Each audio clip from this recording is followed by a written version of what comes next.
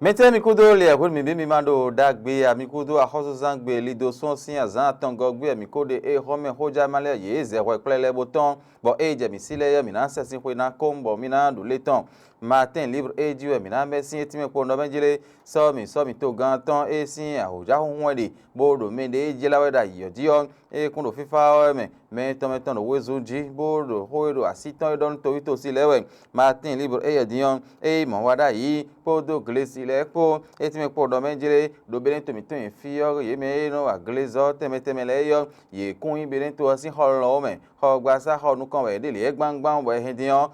ti to me yade ade de fo de na ta sugbon do ye ji hu gan le ko de gbon da iro to mi fi wa da yi e do eniyan do zu to pon me don me le jaja we run tan ho me ikun gban di don e we iblo bo ho dize eniyan e iblo bo ifren do so mi jaja sin ho nu yo e we ezon ho eniyan di bo ti benu ye bo e ho ho benu ye de sun ko e ji we de kanazon ho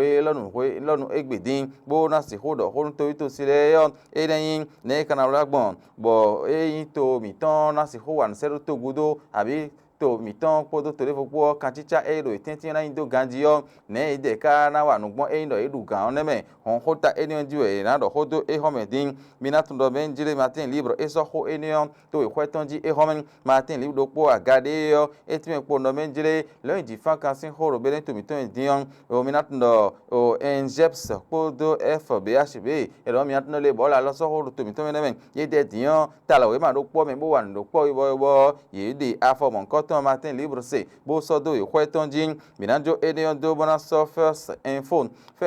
e hometon eton yon etime po do benjire bo ikon o ni se for so glo e yetiyan ero ndawe era yojiyo bodo ai ndawe de suti tengbe bo run horomi arwara yi podo tarata ko o somi yo e na si ho pa mi dodo so glo era yoji bodo azo wa de suti tengbe menchele mo hoja man e se bo so do o kwetonji minat nolen o to horogbeta nfn de su eyan foyotan yo elomo ayoji diyan eloma ti gudo game edo ndawe de su ti tengbe no romia de wada ide su le ti tengbe first info edo le matinal e fonzan de su bo mo le nu gweme e mileyin ohun pepo ohun wanu po e mileyin modin bo be den file ne kana gbe ukule gberu ye bo wiwo na nu po bo wanu e ni oju e de godo bodo me ne jira lo honu diro somi sin ye kan me ti le mo le matinal e se bo sodo o ikwetonjin minatun do menjele o ne kana blogbon bo dogbo mi ton le ta dio o ayekungwan de insin hwa yi kana jaide o do parakusin ye kan me don nu gege tin ba ro ti to era pa mon koton hwe me so o royaume pays ba ton sin o to sin aforo te to mi ton fi yo e de afo gege bonu azode ti me na si kana no ha enion me don bo le matin do bo so ro kweton jin minanjo enion do bona so le soleil yo bene info eye wa egbe ti me po do menjire nugbo me so glo diyan era yoji de su ti tengbe boro aigba enu o wada yi ta lata bonu somi na do pa mi do me le jira lo sin o wenu de ji bo hoja ma ese bo so do o kwetonji se me poji de su e o me elo mo ma ti gudoge e mo bi so do don bo elo mo ero nda do su o ti tengbe o me ti le mi bo hoja ma e do ho e jiwe ti me sa do ji bo bana do to gan le kana do egbe on ne kana blogbon bo to mi ton kan ita e do tenti ton podo to de vole po e do ganji linite de kado en yedu to gan irando eniyan e homo to ito sileon yenayin o sise ton le meilleur e homo ton lowa etime podo menjiren o romia de wada yi era lo gode we die donne ni se foso ogolodo diyan e koro gigo ni era yoji le gbangban do so to gbon mi dan ko mo ikun gban ji ton e do na e boro to ko le megbon e boro to ito sile plewe do so mi me le jara e lo sin o hwenu dododo wo le meilleur e do bo so do e kwetonji o menche lemi le chasseur info e mi na so din e ti me po no menjire nugbo me so mi ero yiwe ganji bo hota ero taji e ho me din yo eleyin to mi ton ko to le fo po kan china no ten ton le na agbon bo ido o ganji yo no mo ko ton din ero ti to en o mi na tun le no indo me ko yo fo ton le yo e ko ro jije ji e pe bo hoja ma ndi susin bo so do yo ko ton ji do su to po me din yo wada ipo tarata po e o me ka o e ho e de do gbo e kan don so glo era yo ji bo ro eniyan da re su e ye ko do àwọn gbe be azenko ye bi wo ra yo jime boro ndawe de su titengbe bonu somi e na si ho pa me do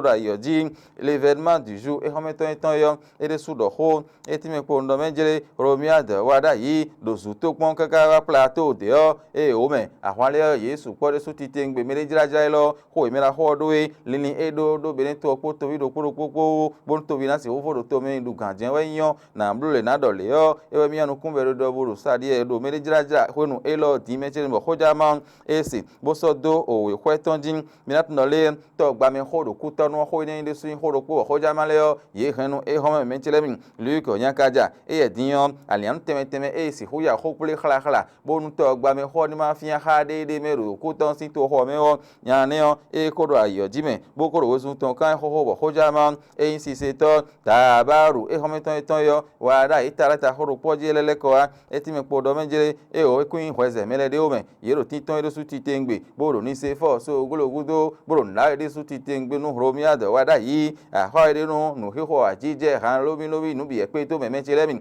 bo so golo do eni on da do don bo da baru e go sin don bo wa se ro dan ho me de bo so do we kweton jin minat ndo me jere e kanana yi bo to mi to me diyan ne kana logbon kaka itogudo nu bi na no ido ganji fe me to mi to na do nu gege sin le yo ho eni on jiwe ho da ma le yo ye do ho do tun eni on jiwe ye me sa do jere na zon mo na do ho egbe me libération e ho me ton yo e lo wa etime ko ndo me jere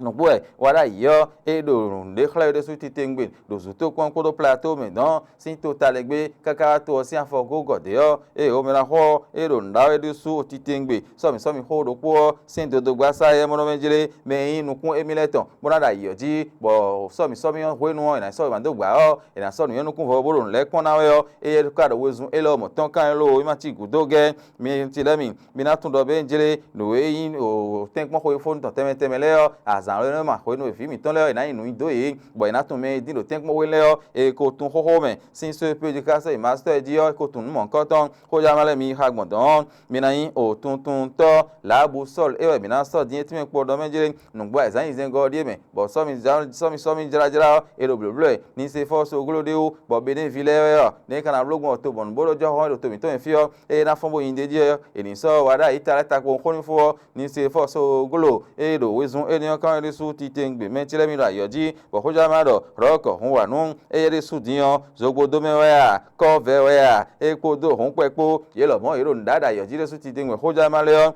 e ma ho de glo me ye bi e do ho ni su fraternité me no ten wa e ti me po do me jire tin total egbe kaka to si afo go ko de yo wa da yi e kun do po no le e ro ile ja me le na agbe bo se po to vi tutu o e ro de hlewe un me ton da yo ji bo fraternité mo apa eni ohwe bo so do ihwe ton ji lo pasuko a mi maro na duwe ro te ni gbe ko do forugbe ja we po a me chile mi atun le e kan ho bi oye hwe ro ani se yan video e ti me po do me jire wo ho Jesus Christ ton eni o po do hun ton ko eno duwe pasuko ti di wa ihwe o nta ji de so en do Christian do po sin gbe zan be na zon bon didi me ton po do nu kun do me ton po to do me ton kun gbagba gbe do me e kun ganje akuro no u bo no